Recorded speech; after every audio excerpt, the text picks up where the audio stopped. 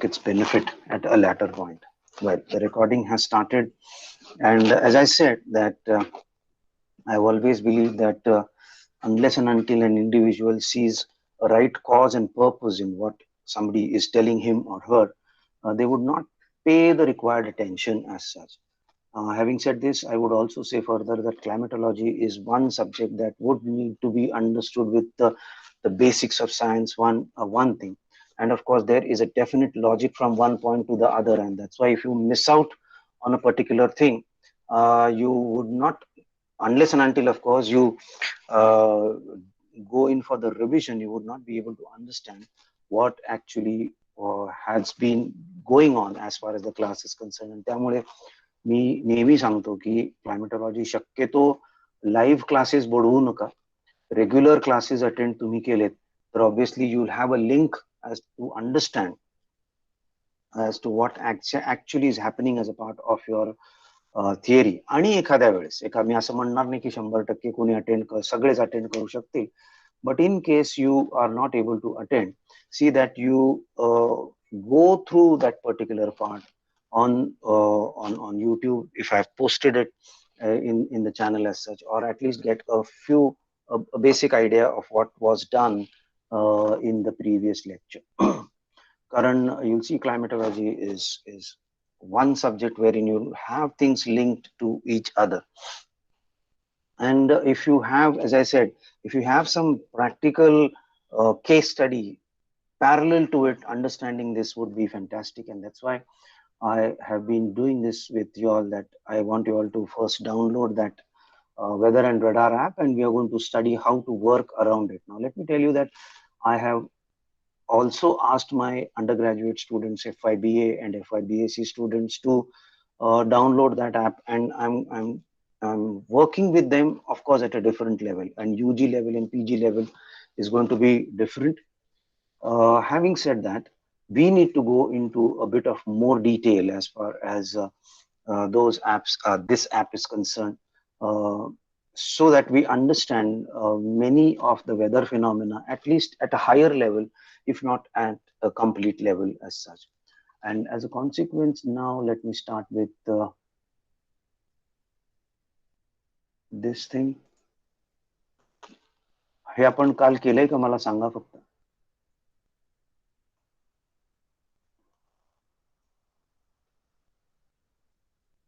ही slide आपण पाहिली आहे काल?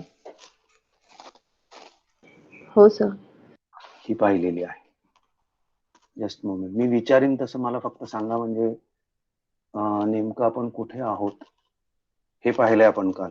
हे काल पहिली पाहिली असेल तर हे पाहिलं असेल, आणि थोड्याफार प्रमाणात हे केलं असेल मला वाटतं. हे केलंय का आपण डिटेलमध्ये? हो सर. ओके. हे केलेलं नाहीये मला वाटतं, बरोबर? ह्याच्या आधीची पण स्लाइड नाही झाली सर. ती पण नाही झाली ना. पण ही this is not directly related to climate, त्याच्यामुळे मी पटकन स्लिप केली. हे करायचं आपल्याला, पण बघूया. आणि हे पण नाही झालेलं. Okay, so today we will focus on ही झाली का आपली?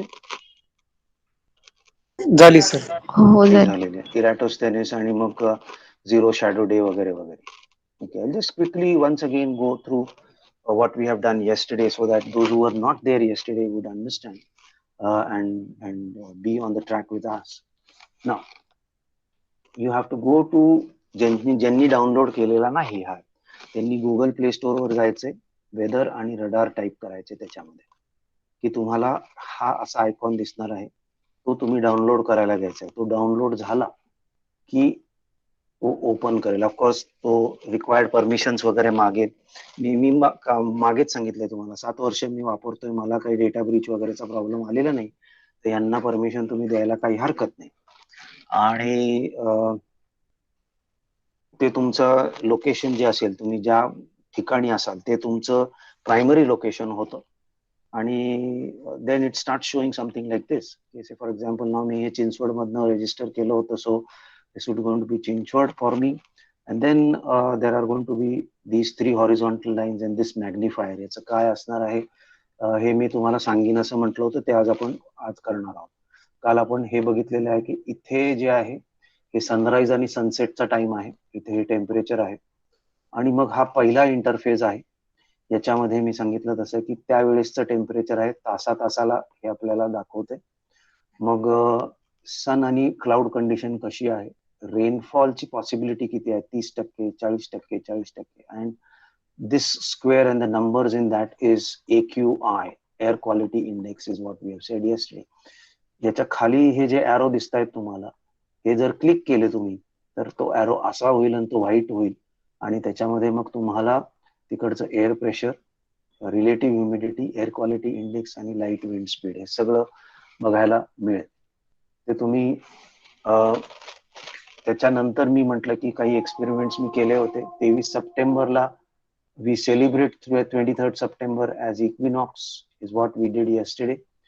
However, जे आपल्याला भूगोलाच्या ह्याच्यात शिकवलं जातंय त्याच्यामध्ये आणि ऍक्च्युअल याच्यामध्ये थोडा फरक आहे. कारण जे आपल्याला भूगोलाच्या ह्याच्यात शिकवलं जातं ते कोर भूमितीशी, जॉमेट्रीशी रिलेटेड आहे. पण actually when we speak about the surface it changes a bit. मी काल तुम्हाला जिओइड बद्दल माहिती काढायला सांगितली होती. मला वाटतं कोणीही काही पोस्ट केलं नाही असं करत जाऊ नका. काही गोष्टी ह्या आपण जेव्हा शोधतो इंटरनेटवर त्याबरोबरच आपण काही अजून नवीन गोष्टी तिथल्या तिथे शिकत असतो. तर मी एखादा इन्फॉर्मेशन सांगितली की हे करत जातो. एकच मिनिट. हॅलो, येस, होय बोलतोय. माझं एक लेक्चर चालू आहे, थोड्या वेळाने बोलू शकू का आपण या नंबरवर? बोला. बरं, नाही तासभर लागेल. ठीक आहे, बोलून घ्या लवकर. प्रॉब्लेम काही नाही, सायलेन्सरच्या इकडनं आवाज येतो फक्त खाली. नाही, बाकी काही विशेष प्रॉब्लेम नाही. होय होय.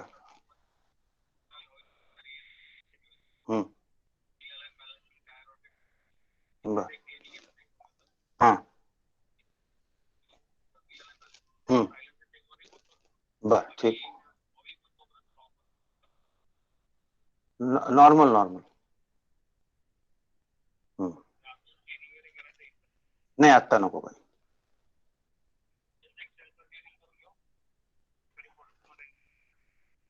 नको नको नको. Yes please. या, ओके, थँक्यू. बर, ठीक आहे, ओके, थँक्यू. ते सांगा मला. येस येस, हा नंबर तुमचा आहे ना?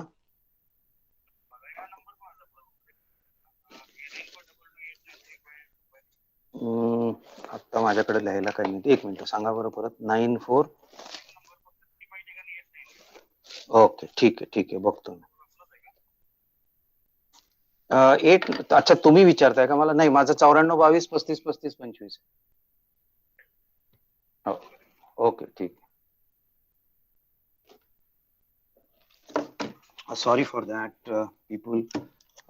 गाडी माझी सर्व्हिसिंगला दिली होती आणि त्याचा सर्व्हिस ऍडवायझरचा कॉल आला होता. Anyway, as I said that we tend to study this and काही गोष्टी ज्या आहेत हे आपल्याला जॉमेट्री, बेसिक जॉमेट्रीच्या यांनी शिकवल्या जातात, पण when it comes to practice याच्यामध्ये थोडा फरक राहतो. आणि मी काल म्हटलं तसं की इथून इथपर्यंत की हा वेगवेगळ्या दिवशी हा सूर्य जो आहे 12-12 तासाचा सनलाईट आणि नाईट टाइम हा हळूहळू हळूहळू साऊथला सरकत आला आणि तसाच हा मग पुढे इथे श्रीलंकेत गेलेला आहे. आणि 10 तारखेनंतर ते तुम्ही पाहाल की जेव्हा तुम्ही इंडियामधले प्लेसेस पाहता तेव्हा त्याच्यावर त्याची डेट येत नाही.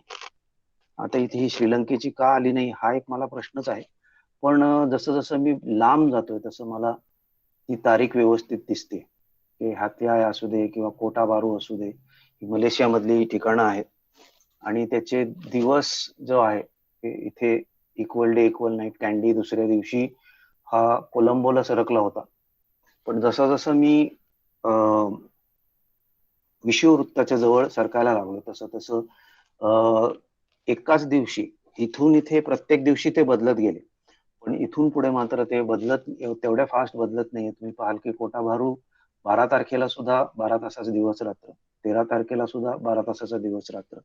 हा काय फॉल्टी डेटा नाही. हे ऍक्च्युली जसं जसं विषुववृत्ताकडे जातो तसं तसं तो फरक पडत जातो. इनफॅक्ट की इथे तुम्हाला मी दाखवतो की मागे 2 दिवस होतं. इथे इपो नावाची जी जागा आहे, हे सोमवार, मंगळवार आणि बुधवार 18, 19 आणि 20 तिन्ही दिवशी हे 12 तासाचा दिवस आणि 12 तासाची रात्र. आणि काल 21, आज किती 23 आहे. परवाची गोष्ट तुम्ही पाहाल तर परवा मिरी हे मला वाटतं मलेशिया किंवा इंडोनेशिया कुठनं फेच केलं, I am not very sure. आणि माले आपण म्हटलं मालदीवची राजधानी आहे. दोन्हीकडे इक्वल डे इक्वल नाईट आहे. हे परवाच्या दिवशी पुरतच नव्हतं, तर हे ऍक्च्युली काल सुद्धा मी पाहिलं आणि बहुतेक आज सुद्धा तिथे तसंच असण्याची शक्यता आहे. 22 तारीख जर तुम्ही पाहिली तर सनराईज आणि सनसेट जो आहे हा तसाच राहील.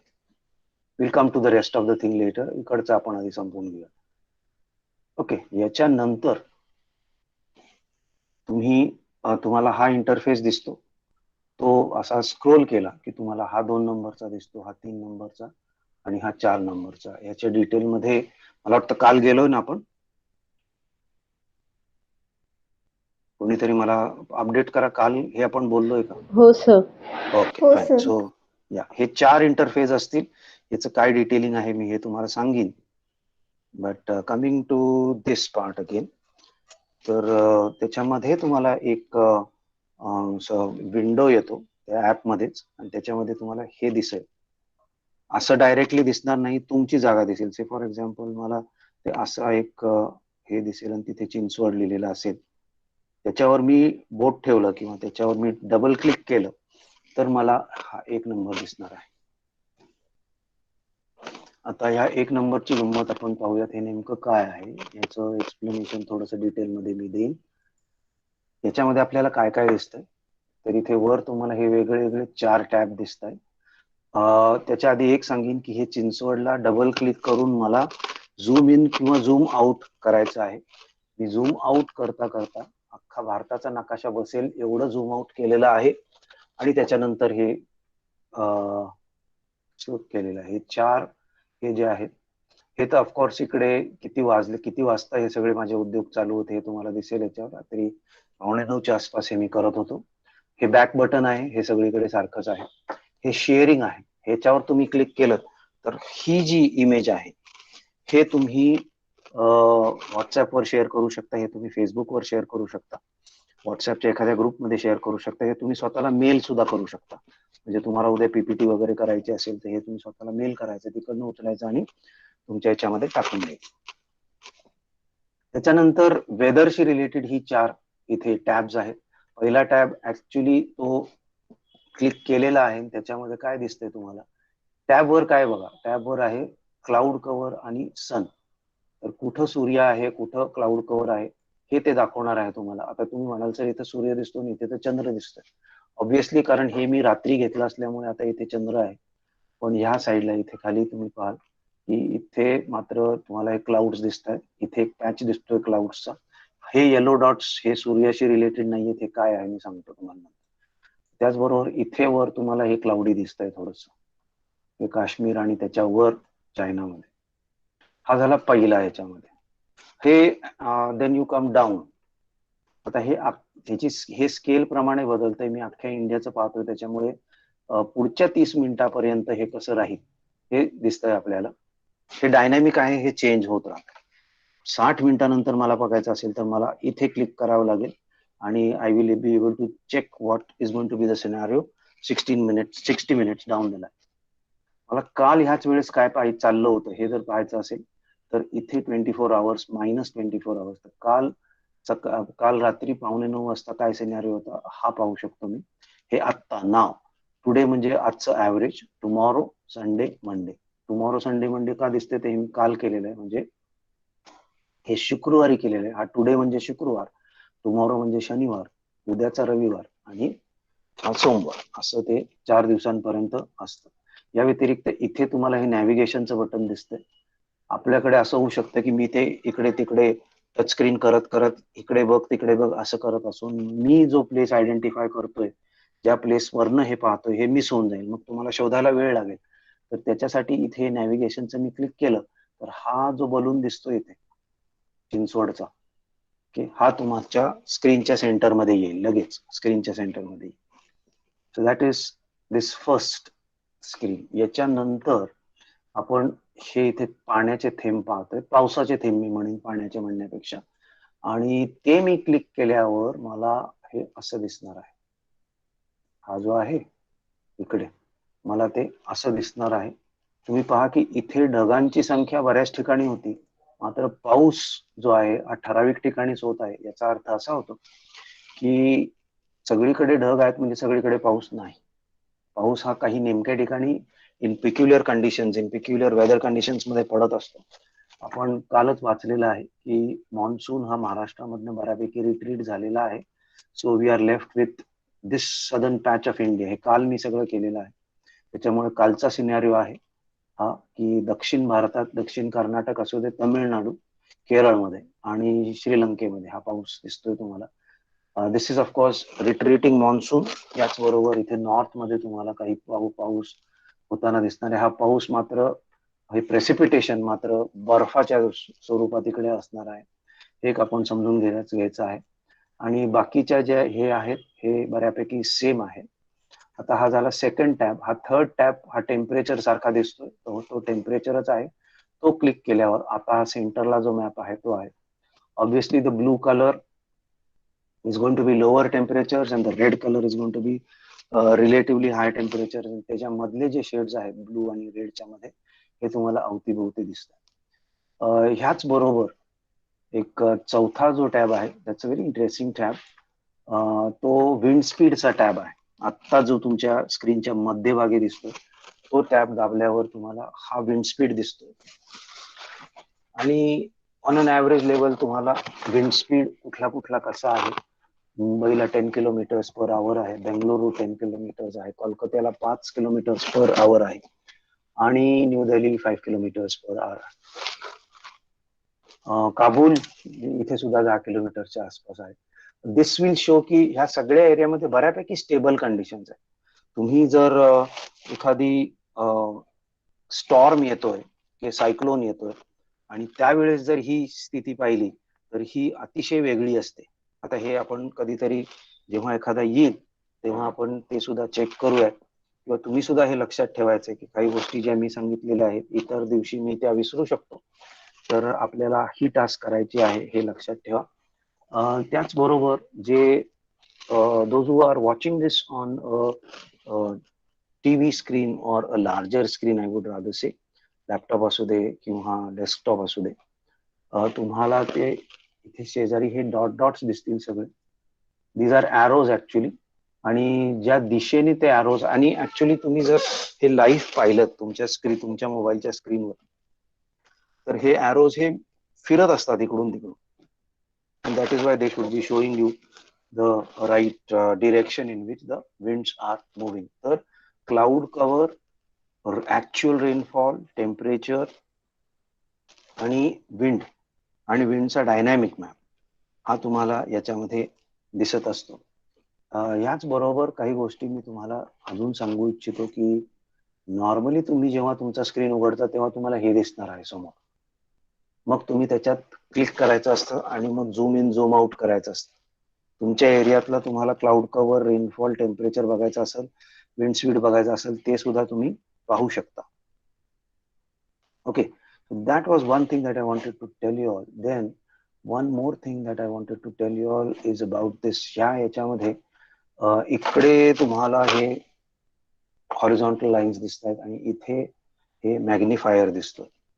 तर हा मॅग्निफायर जर मी क्लिक केला तर मी ऍक्च्युली जातो इथे या लोकेशनला.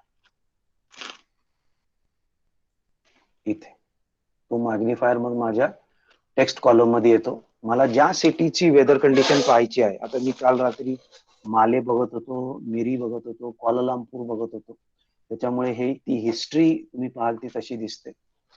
आणि तिथे मी क्लिक केलं की मला त्या ह्याचा मेजर ए दिसतो.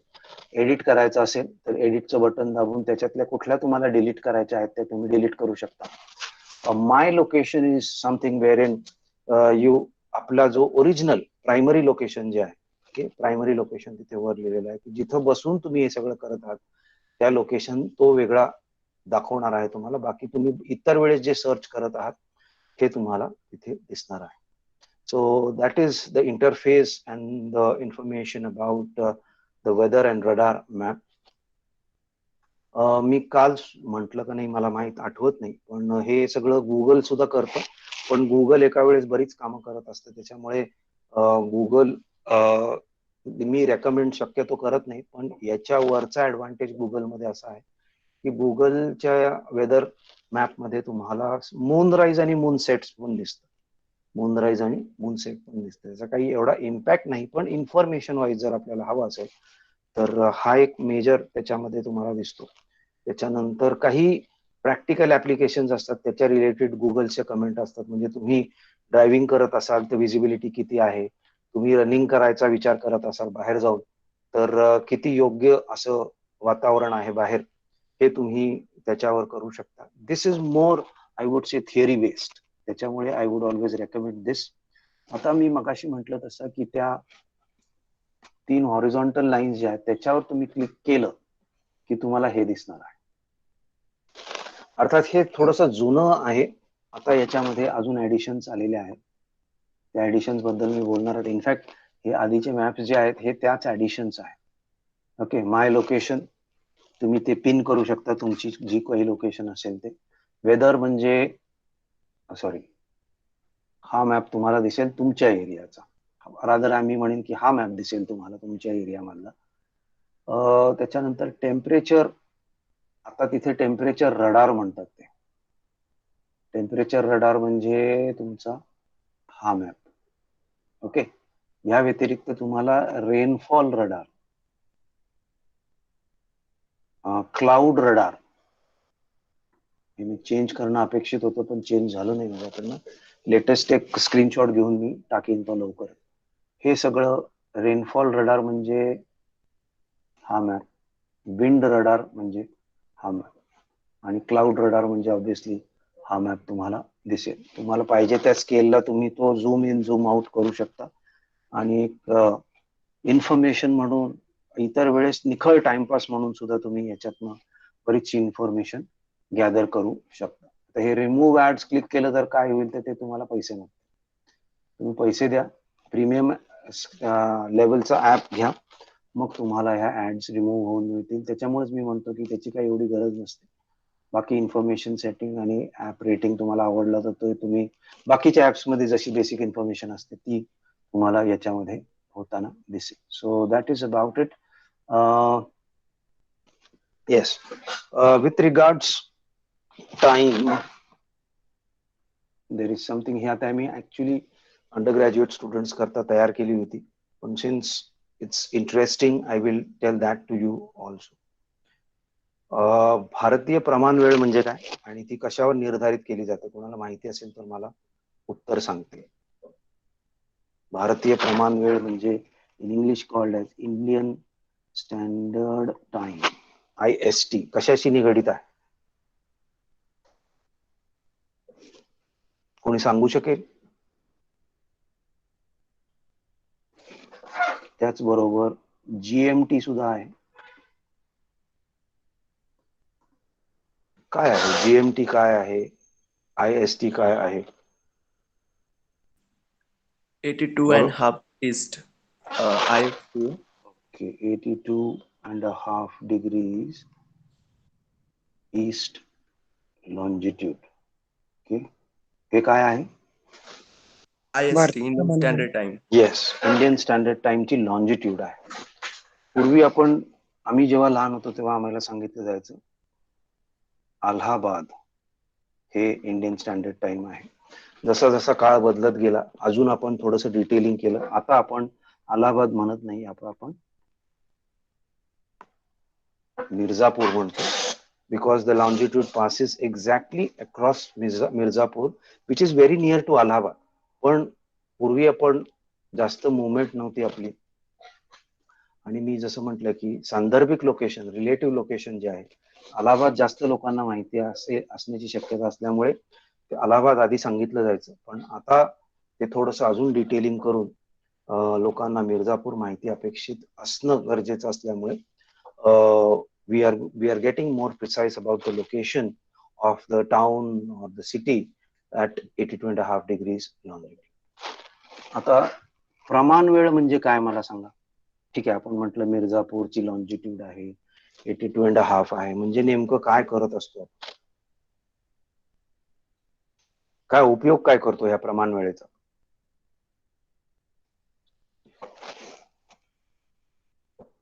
एखाद्या प्रदेशाचा अक्षवृत्ती व रेखावृत्ती विस्तार समजतो. प्रमाण वेळेने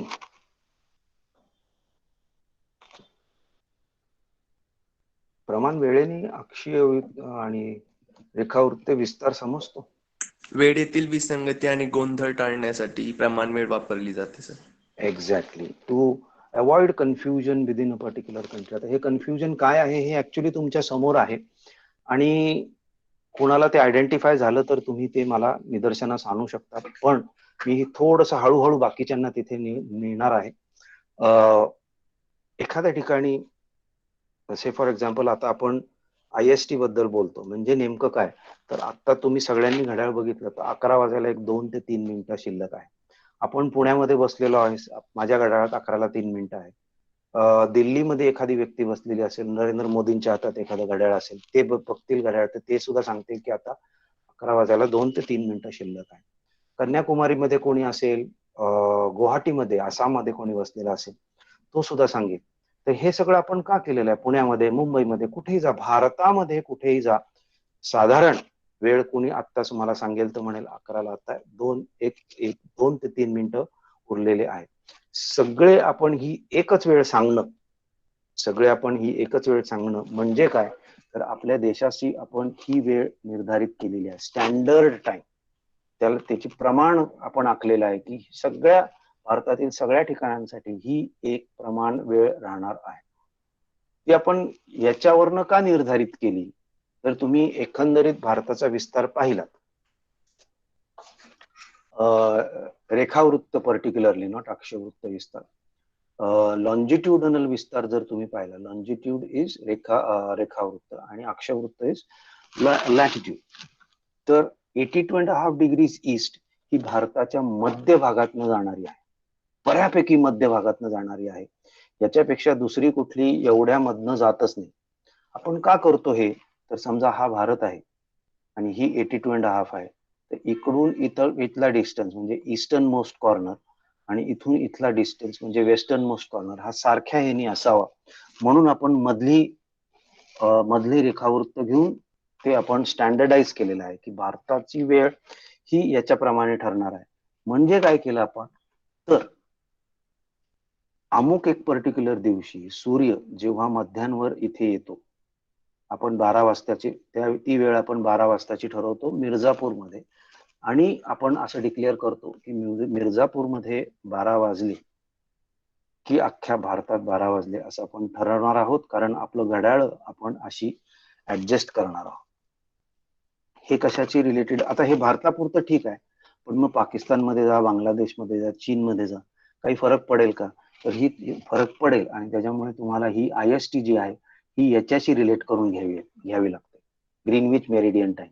म्हणजे जे आपण मिर्झापूर बद्दल केलेलं आहे ते आपण ग्रीनविच मधनं करायचं आहे. म्हणजे आपण म्हटलं की मिर्झापूरला सूर्य मध्यांवर आल्यावर 12 वाजले म्हणायचं, आणि त्याप्रमाणे भारतात ही सगळी वेळ कॉमन करायची. तसंच यांनी इंग्लंडमध्ये केलं की ग्रीनविच नावाचं एक छोटं शहर, म्हणजे हे टिपिकली आपल्यासारखंच झालं की लंडन एक ऑफकोर्स कॅपिटल आहे त्यांचं, आणि त्याच्या थोडस पूर्वेला एक साधारण 20 किलोमीटर ग्रीनविच नावाचं तेव्हा गाव होतं, आता ते सुद्धा आपण म्हणू की सबटाऊन झालेलं आहे तिकडचं. मी साधारण एक 12 वर्षापूर्वी ग्रीनविचला व्हिजिट दिली होती, त्याच्यामुळे थोडं डिटेलिंग मला तिकडचं माहिती आहे. गंमत अशी आहे की ग्रीनविच मेरिडियन टाइम आपण म्हणतो, आणि तिथे मगाशी मी जसं म्हटलं की मिर्झापूरला 12 वाजले की भारतात 12 वाजले, तर ग्रीनविच मेरिडियन टाइम हा रेफरन्स टाइम म्हणून घेतो आपण. हा रेफरन्स का घ्यावा लागतो, कारण पृथ्वी काय सपाट नाहीये, पृथ्वी अशी गोल आहे, त्यामुळे ग्रीनविचवर 12 जेव्हा दुपारचे वाजलेले असतात तेव्हा कुठेतरी रात्रीचे 12 वाजलेले असतात. हे कुठं वाजले असतील 12 रात्रीचे, if it is noon time at Greenwich, which place would have midnight on the earth, on the surface of the earth? असा जर मी तुम्हाला प्रश्न विचारला तर काय उत्तर असेल तुमचं? मध्यान्ह वेळ ही ग्रीनविच मध्ये आहे आणि मध्यरात्र कुठे असेल? पृथ्वी अशी गोल आहे बरोबर, तर ह्या साईडला मध्यान्ह वेळ दुपारची आहे, तर मध्यरात्र कुठे असेल भूमिती वापरली तर?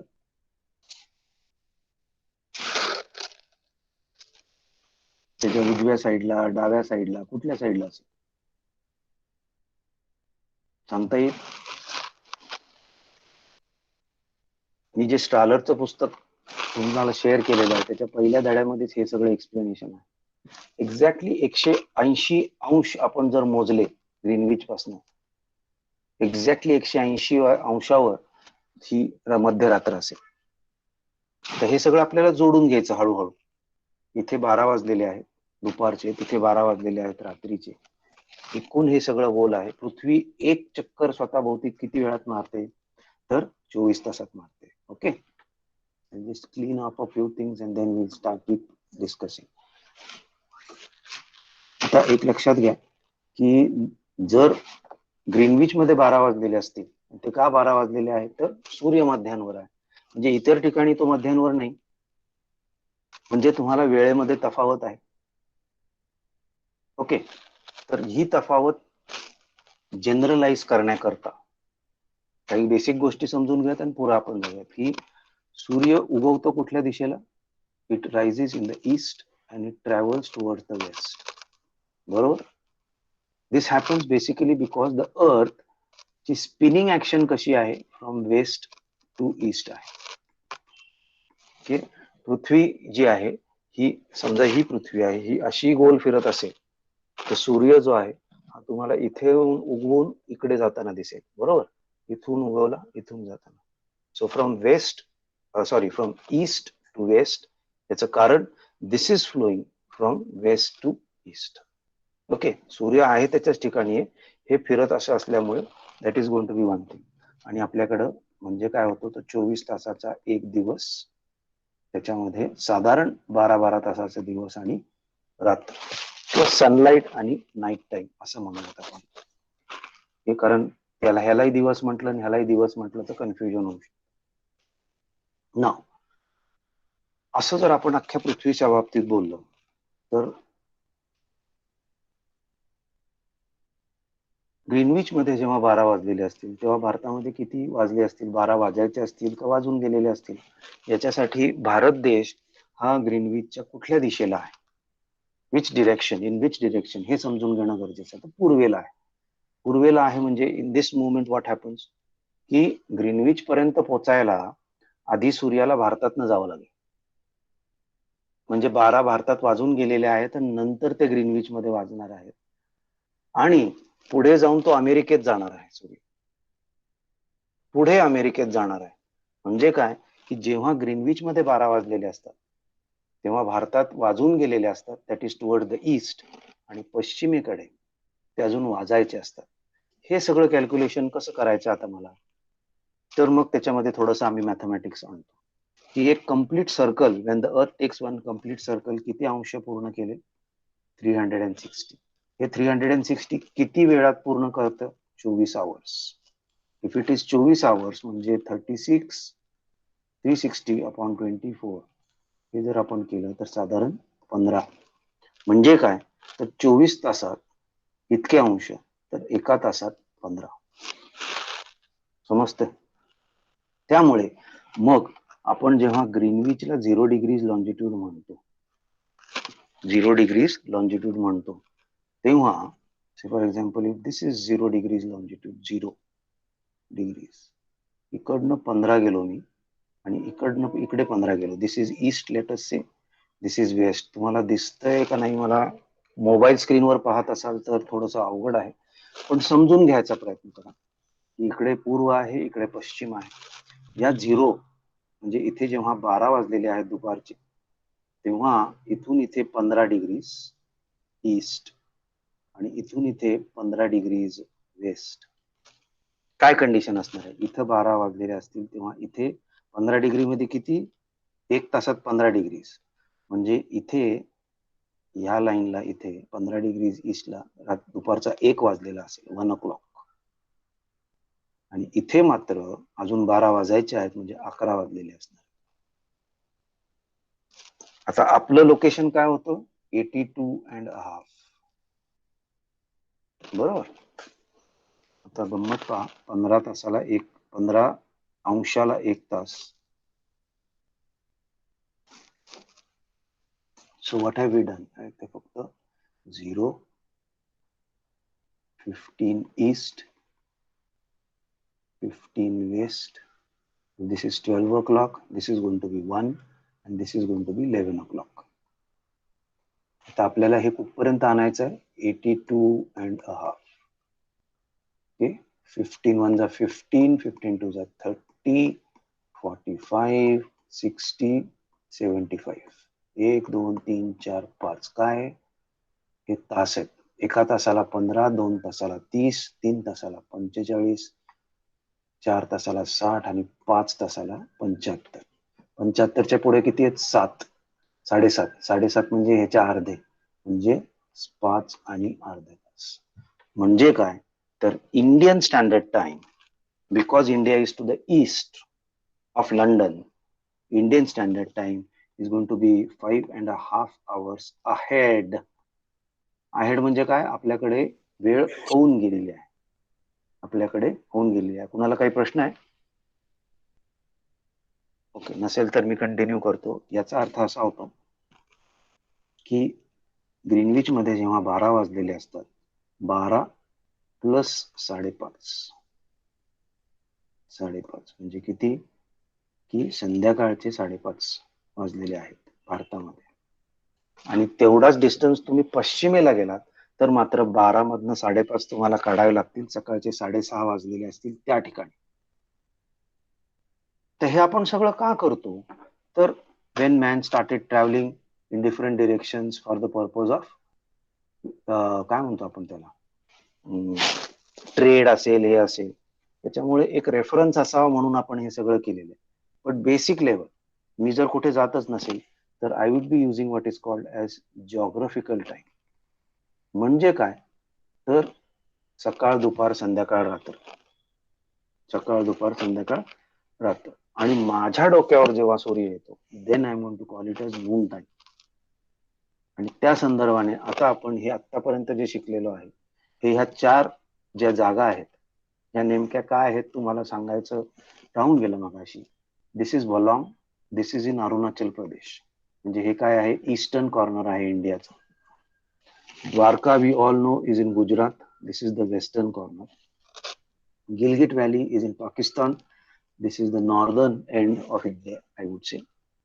आणि कन्याकुमारी जे आहे दिस इज सदर्न एंड. आता हे नॉर्दर्न आणि सदर्न एक थोडा वेळ आपण राहून देऊयात आणि ईस्ट वेस्टची गंमत बघूयात काय आहे. तुम्ही पाहाल इथे की 5:06 ही वेळ आहे कशाची, सूर्योदयाची. 5:06 सूर्योदय झालेला आहे. हा सूर्योदय जेव्हा मी इथे पाहतोय द्वारकामध्ये, तर हा 5:06 होत नाहीये, हा 6:53 होतोय, कारण this is a geographic phenomena. ह्याला आपण आपल्या स्टँडर्ड टाइमशी रिलेट केलेलं नाही. दिस इज अ जिओग्राफिक फिनॉमिना. इकडचे सनराईज आणि इकडच्या सनराईज मध्ये निश्चित फरक असणार आहे. किती फरक असणार आहे, जवळजवळ 30 अंशाचा असणार आहे. आणि त्यामुळे हा फरक आहे. 1 तास 15, 2 तास 30. आता 5 मध्ये 1 जोडला 6, मध्ये 1 जोडला 7, इथे किती आहे, 6:53. सो 5 + 2 6:53 म्हणजे जवळजवळ 7 वाजले का. 5, 6 आणि 7. सनराईज टाइम डिफरन्स जो आहे हा 2 तासाचा आहे. भारताचा पूर्व प्रदेश जो आहे आणि पश्चिम प्रदेश जो आहे या दोन्ही मध्ये फरक जो आहे हा 2 तासाचा, 2 जिओग्राफिक आवर्सचा आहे, 2 जिओग्राफिक आवर्सचा आहे. तसंच तुम्ही पाहाल की बरं, आपण थोडस हेच समजून घेऊयात आणि पुढची गोष्ट उद्या करता ठेवूया दोघं. 4:15 वाजता इथे दिवस मावळतोय, 4:30 म्हणूयात, पण इथे दिवस मावळायला मात्र पुढचे 2 अजून तास लागतात. 6:30 वाजता इथे 4:30 सूर्यास्त झालेला आहे, इथे 6:30 झालेला आहे. आता ह्या सगळ्या गमतीचा, यामध्ये सगळ्या गमतीचा एक भाग असा आहे, तो असा की तुम्ही पूर्वेकडे गेला, आसाम मध्ये गेला, तर तिथे there is something called as chai bagan time. Chai bagan time. कोणी सांगू शकेल what is chai bagan time? What is chai bagan time in north east India?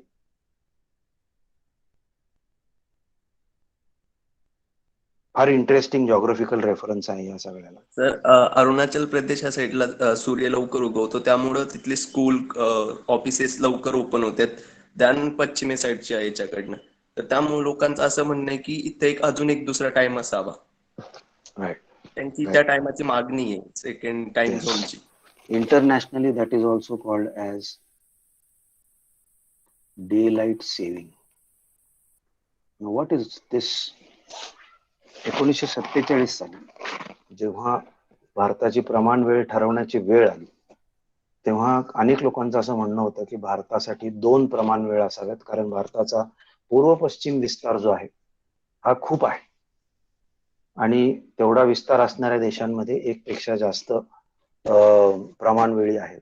For example, अमेरिकेमध्ये तुम्ही गेला तर 4 स्टँडर्ड टाइम्स आहेत, ब्राझीलमध्ये 5 स्टँडर्ड टाइम्स आहेत, कॅनडामध्ये you are going to have many standard times, रशियामध्ये तर मला वाटतं 7 स्टँडर्ड टाइम्स आहेत, होते एकेकाळी आय वुड से. ऑस्ट्रेलियामध्ये पुन्हा 3 का 4 स्टँडर्ड टाइम्स आहेत. ज्या चीन एक असा देश आहे की जिथे आपल्यासारखंच एकच स्टँडर्ड टाइम आहे. आणि interestingly China is much more broader than us. Anyway, coming back to India, it was believed की आपल्याकडेही हे आवश्यक आहे, कारण आपण जे मी तुम्हाला एक छोटंसं उदाहरण देऊन सांगितलेलं आहे की सूर्योदय आणि सूर्यास्त या 2 ठिकाणांमधलं 2 तासाचं अंतर आहे हो, आणि तुम्ही अख्ख्या देशाला 1 घड्याळी तास देताय म्हटल्यावर थोडस अवघड होणार आहे. तर त्यांनी असा विचार मांडला की 2 असाव्यात. पण तेव्हाची होम मिनिस्ट्री आणि तेव्हाचे होम मिनिस्टर जे होते वल्लभभाई पटेल, त्यांनी एकंदरीत सगळा आढावा घेतला आणि त्यांनी पाहिलं की भारतात साक्षरतेचं प्रमाण जे आहे ते अतिशय कमी होतं, आणि बिकॉज ऑफ दॅट इट कुड create a lot of problems. कोण किती वाजले, कोण किती वाजता सांगतंय, तुम्ही विचार करा ना. कोर्टात एखादा चोर म्हणतोय की बचाव वकील म्हणतोय की 4 वाजता चोरी झाली, आणि सरकारी वकील म्हणतोय की 6 वाजता चोरी झाली. 2 तासाचा फरक आहे, दोघंही खरं बोलताय, पण वेळेमध्ये फरक आहे. तर यासाठी मग ते असं म्हटलं की नाही, ठीक आहे, आपण काय करू, थोडा प्रॉब्लेम होईल खरा, पण आपण एकच ठेवू. आता या 1 ठेवण्यामुळे काय प्रॉब्लेम झाला तुम्हाला मी सांगतो. Let us assume one of the largest banks in India, state bank of India. State bank म्हणतो आपण एक काम करूया, उद्यापासून आमच्या सगळ्या शाखा भारतातल्या 10 वाजता उघडतील आणि 6 वाजता बंद होतील. बरोबर? आता द्वारका मधला माणूस सकाळी उठतो मस्तपैकी. आपण असं समजू की भारतात सगळ्यांची सवय आहे सकाळी सूर्योदयाबरोबर उठायची. तो आपला कल्चरल ऍस्पेक्ट आहे असं आपण म्हणू. तर हा जो उठलेला आहे हा 7 वाजता उठलेला आहे, आणि पुढच्या 3 तासात 7, 8, 9, 10 याला बँकेत पोहोचायचं आहे. ओके, 6 वाजता बँक सुटलेली आहे आणि ह्या स्त्रिया ज्या घरी परततायत त्या सूर्यास्ताच्या आधी घरी परततायत. याच्या ऑपोजिट आता वलॉंग मध्ये, अरुणाचल प्रदेश मध्ये काय गंमत झालेली आहे पहा.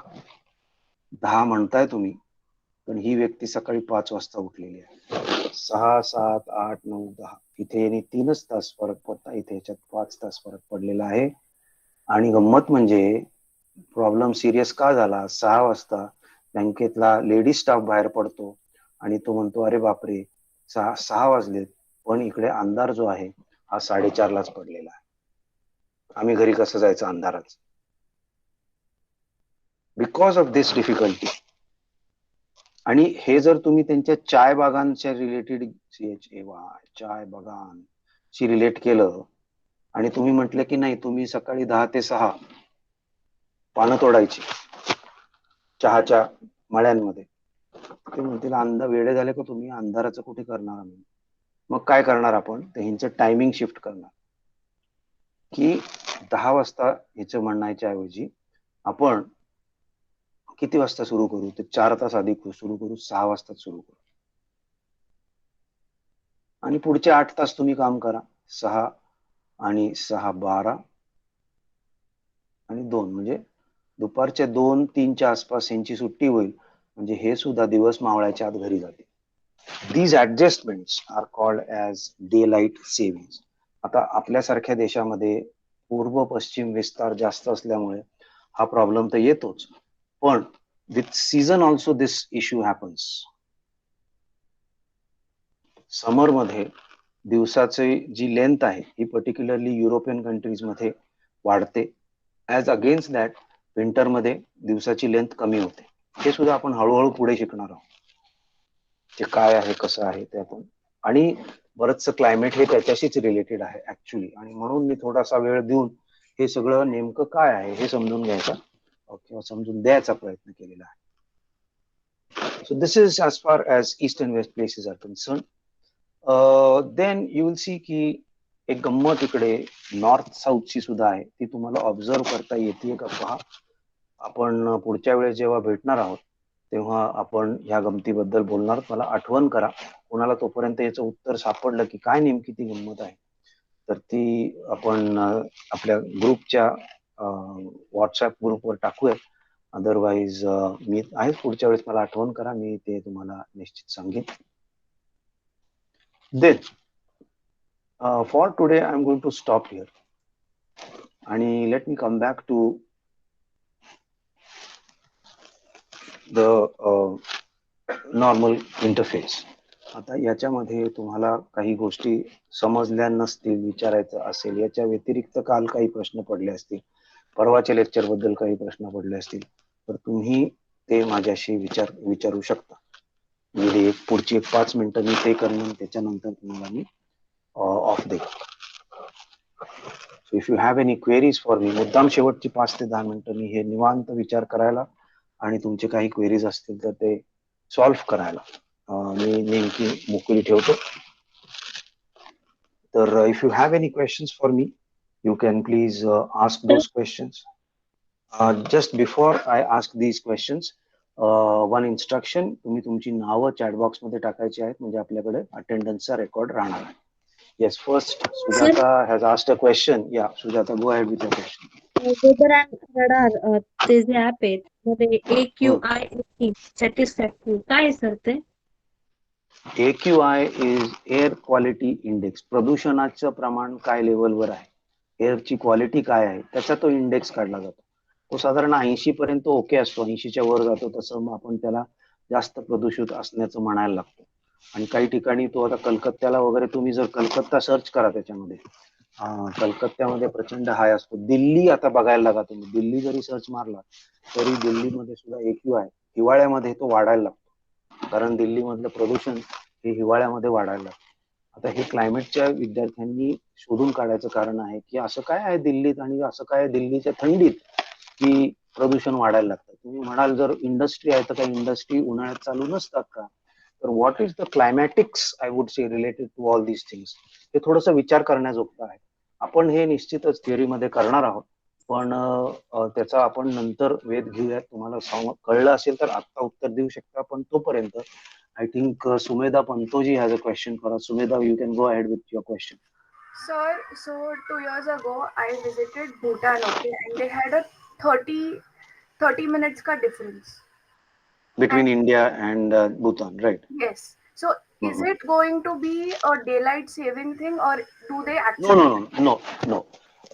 That is not going to be daylight saving, because you must have seen ki even if it is 30 degrees, तिकडे सूर्य सकाळी 5 वाजताच उगवला असेल भूतानमध्ये सुद्धा. Yes sir. This is more to do with the longitudinal location of Bhutan. Okay. Bhutan lies more east of Mirzapur or Allahabad, so obviously it has to be more ahead of us.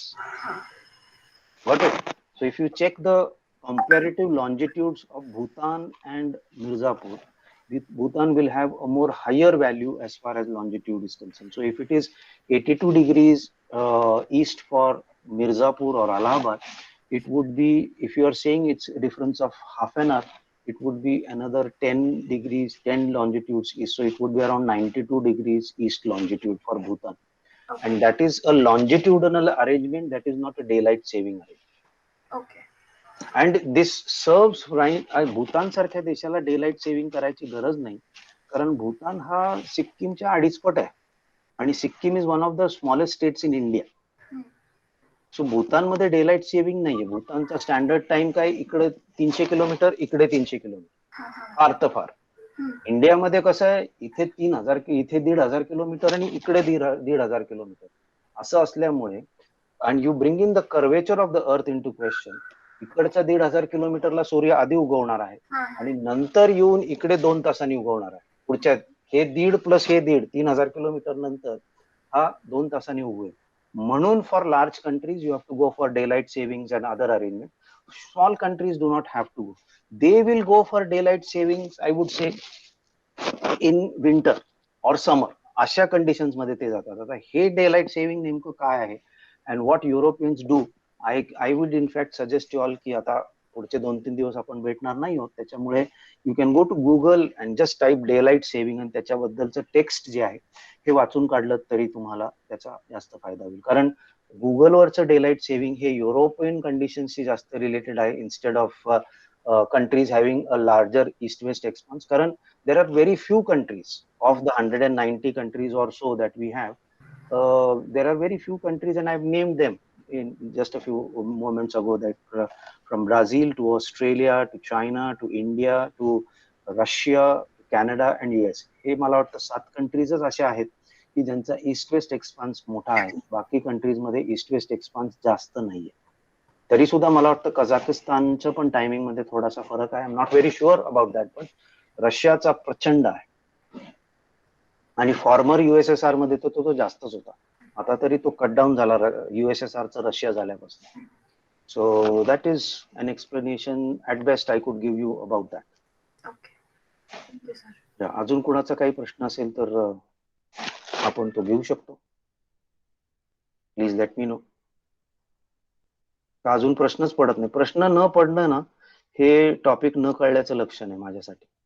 मुलं म्हणतात नाही नाही sir तुम्ही सांगता ते सगळं कळतं, असं काही कळत नसतं. काय म्हणतो आपण, ही अंधश्रद्धा आहे.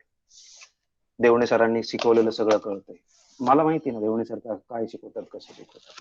प्रश्न पडायलाच पाहिजे तुम्हाला. आणि सगळं समजलं असेल ना तर आता हिला जसा पुढे जाऊन प्रश्न पडला तसे प्रश्न पडायला पाहिजे. जेवढं इंटरॅक्शन होईल, थिअरी तर मी घेणारच आहे, पण जेवढं इंटरॅक्शन होईल त्या इंटरॅक्शन मधनं जे प्रश्न निर्माण होतील आणि त्याची जी उत्तरं निघतील त्यांनी तुम्हाला हा विषय अजून व्यवस्थित कळेल. त्याच्यामुळे प्रश्न हे पडलेच पाहिजे. अगदी बाळबोध असलं तरी चालेल. आपल्याला वाटतं बाळबोध असेल, पण तो सगळ्यांच्या दृष्टीने महत्वाचा असू शकतो. त्याच्यामुळे प्रश्न विचारत जा. प्रश्न न विचार, क्लायमेट सारख्या विषयामध्ये तर प्रश्न पडलेच पाहिजे. कारण it is so very related two things around us की नाही समजलं तर 100% पडतील प्रश्न, समजलं तर 200% प्रश्न पडले पाहिजे. की मग हे असं का होतं, हे तसं का होतं, परवा पाऊस पडला तो असा होता का नव्हता का, असे प्रश्न येतच राहायला पाहिजेत आपल्याला. असो थोडीशी आपल्याला म्हणतो आपण इंग्लिशमध्ये थोडेसे शायनेस असते की सगळी मुलं नवीन आहेत, कसा काय प्रश्न विचारू वगैरे. आपलं हे पहिलाच आठवडा होता. पुढच्या आठवड्यापासून अजून आपल्याला थोडंसं धीटपणा येईल आणि बहुतेक मुलं प्रश्न विचारतील आणि मी जो 10 मिनिटं ठेवलेला असतो इंटरॅक्शन करता तो आपल्याला 15 मिनिटाचा करावा लागेल अशी मी अपेक्षा बाळगतो. आणि आजचे लेक्चर आपण इथे थांबूयात.